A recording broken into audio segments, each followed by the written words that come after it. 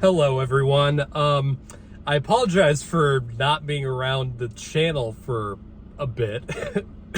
Just, I haven't done many video reviews, and I've been busy being backlogged with all these other short films, and we're finally finishing the first harvest, which is awesome. So there's a reason I haven't made anything for like a week or more than that.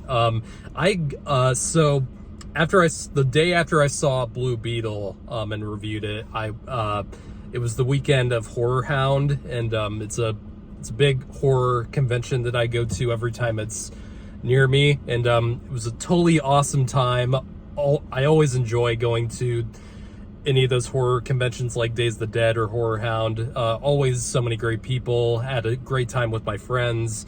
It was a great time until Tuesday, or a little bit of Monday. I woke up with a scratchy throat, and that's when I know that's always when I know I am contracting something. And I've been dealing with a shitty cold for the past 5 days, and you can still hear a little bit in my voice that I still got some stuff backed up in me. That's not been fun, and I haven't really had the energy or the ability to do much about it other than edit and do all my other work stuff. So and this movie Gran Turismo has been out not only this weekend, but there's been so many early screenings of this movie, like weeks ahead. I have just not had the chance to go to any of those early screenings. So, and I really wanted to, but other things kept getting in the way, and I didn't even get to see this movie until the Sunday of its worldwide release. So I apologize for that, and I'm feeling mostly better. So here's finally my video review for Gran Turismo. So yes, this is the kind of latest video game adaptation. This is a very different kind of video game movie, because yes, it is based on the video game Gran Turismo that is on the PlayStation. I forget how many Gran Turismo games there are. I think there are like 6 or maybe 7. I'm behind of my video game stuff. I'm not much of a gamer as I used to be, but I did play Gran Turismo quite a bit on the PlayStation 3.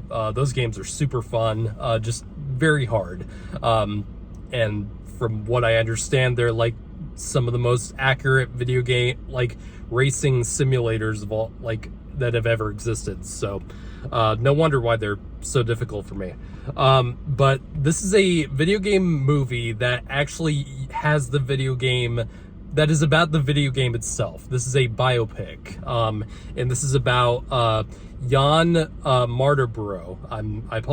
I apologize if I got the name wrong, but this is a real person who's played by forget the actor's name. I really love him in this movie, but it's basically a sports underdog type of movie where you have a normal kid who doesn't have too much going on in his life besides from playing Gran Turismo, and he's always wanted to become, a world famous racer, but he just doesn't really have the ability to get there. And his dad, played by Jaimon Hansu, is kind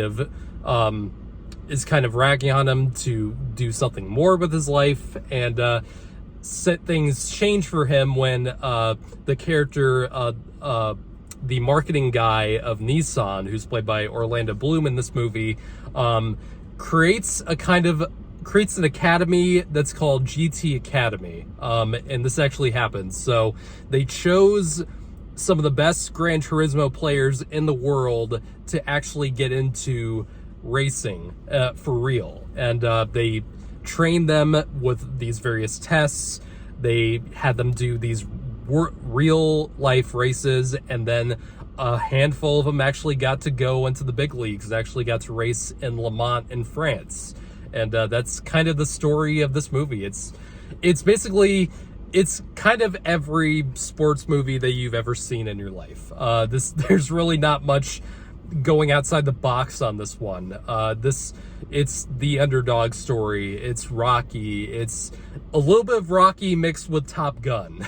It's got a lot of elements from Top Gun in there, especially Top Gun Maverick. It has a kind of like, it has the Maverick character and the character of Jan in the film.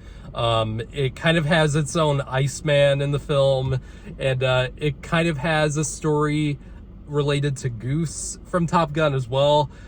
It's a lot of stuff you've seen before, but just because a story has been told many times, it doesn't mean it's not worth retelling. And the sports movie formula is probably the most critic-proof formula in movie making that I think has ever existed, because how many sports movies have the same beats, have the same story, or just are basically the same movie, and yet how many times do people love them and still go out to see them and cheer?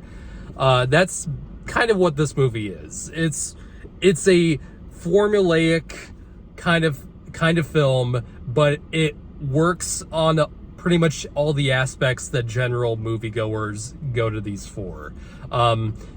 Stuff you like, it has all that stuff in there, but I think just seeing the cinema score for this, which is like an A, and I think the audience score on Rotten Tomatoes is really high as well. This movie is clearly doing something that is getting love from the majority of the general audience, and I think this movie does do a good job of bringing non-gamers into this. It's not, you don't have to just be a fan of Gran Turismo to get into this, but it certainly does help. And one of the things I actually do like about this movie and how it utilized the video game movie thing with it is, we've seen recently a lot of video game movies, some better doing it than others, integrate elements of the gameplay of their certain games into aesthetic choices in the movie. With this one, what I like about it is that whenever there's certain shots where it looks like you're playing, Gran Turismo, it has a very, like they almost bolted the camera onto the car that's the center of the scene, and they have the graphics in there. Especially there's one in the beginning of the movie where it almost kind of reminded me of Need for Speed. I don't know if that's a thing in one of the Gran Turismos where you outrun cops. I know that's a thing for Need for Speed. I haven't played enough of Gran Turismo to know that specifically, but certain things like that help to make the movie stand out more, at least in an aesthetic or stylistic choice. And Neil Blomkamp, who directed this, does do a great job in pretty much all the racing scenes in the film. Everything regarding those scenes are done very well. They clearly had a lot of real life racing going on, and they use clever camera work to make it look more exciting, because I'm not really much of a racing fan. I never have been. What a lot of my family members are into watching, racing on TV. I'm just watching cars go around a track for hours and hours is not really that exciting to me. But clearly a lot of people get into that, and the movie did honestly do enough to have me mostly invested, because they don't stick with it too much where you get bored by it. There's a good, I think they're well paced is what I'll call them. They're very well paced in all the racing scenes, and I think the thing that makes the movie likable enough for me, despite all the formulaic stuff, because this movie, especially in the first half of it, is some of the most cookie cutter dialogue I've heard in a long time. Kind of like the writers of this wrote the dialogue on cocktail napkins. That level of writing here, really basic level stuff. And wasn't really working for me at all. But the thing that makes it likable is the acting is very good in the film. The main actor who plays Jan is super likable. I really want to see this guy more stuff. He's very charming. He's very charismatic, and you do really give a shit about this guy as he gets closer to his goal and more danger comes on him. And then you also have probably, I think everyone's going to agree he's the best part of the movie. That's David Harbour. David Harbour is always so enjoyable whenever he's in anything. Even when he's in a shitty movie like Hellboy. He's so much fun to watch, and he has that kind of don't give a shit attitude that works for a character like this. That works with the movie itself. It doesn't seem like they're sleepwalking through it. They actually, it feels genuine. And David Harbour brings a great sense of humor to the film. He keeps things lively, and he has several good dramatic moments as well, where he does let up his hard ass attitude, and he really does bring it in those scenes as well. Jaimin Hansu, Orlando Bloom, all those guys also do great. It's a likable enough cast that keeps you invested in what would otherwise be like just a kind of paint by numbers sports movie / video game movie. So much to the point where I was just waiting for the volleyball scene like in Top Gun. It didn't happen though. It was very close to at a few points. It was very close to. But otherwise, I think the movie is perfectly enjoyable. I think a lot of people are going to get into it, especially if they're into racing, and if they're into sports movies, like a lot of people are. That formula is just kind of, it's trusted at this point. Even when things don't do that great of a job at it, there's always going to be fans of it. So I'm going to give Gran Turismo a 6.5 out of 10. I don't think it's great by any means, but I think it's a really well executed, for the most part. I think it's very well, excuse me, the cold is coming through. There it is.